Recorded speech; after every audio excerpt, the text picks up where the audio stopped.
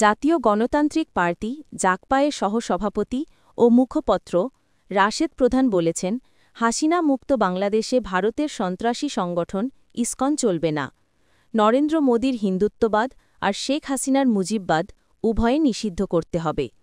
শনিবার সকাল ১১টায় পররাষ্ট্র মন্ত্রণালয়ের সামনে ৭ দফা দাবিতে আয়োজিত জাকপার বিক্ষোভ মিছিল পূর্ব সমাবেশে সভাপতির বক্তব্যে তিনি এসব কথা বলেন।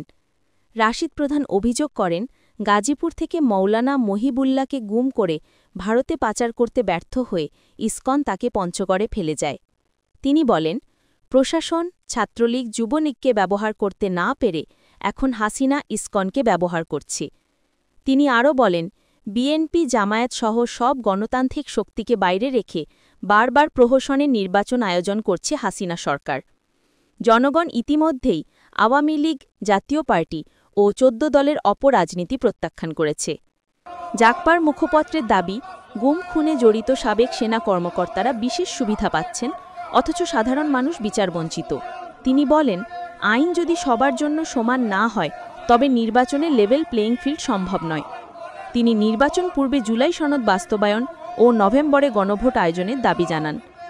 বিক্ষোভ মিছিলটি পররাষ্ট্র মন্ত্রণালয় থেকে শুরু হয়ে পল্টন ও বিজয়নগর ঘুরে শেষ হয়। সমাবেশে আরও বক্তব্য রাখেন জাকপার সাধারণ সম্পাদক অধ্যাপক ইকবাল হোসেন, প্রেসিডিয়াম সদস্য আসাদুর রহমান খান, বীর মুক্তিযোদ্ধা সৈয়দ মোহাম্মদ শফিকুল ইসলাম সহ অন্যান্য নেতৃবৃন্দ। একই দাবিতে চট্টগ্রাম, রাজশাহী, খুলনা, বরিশাল, সিলেট, রংপুর ও ময়মনসিংহ সহ বিভাগীয় শহরগুলিতেও জাকপার বিক্ষোভ মিছিল অনুষ্ঠিত হয়।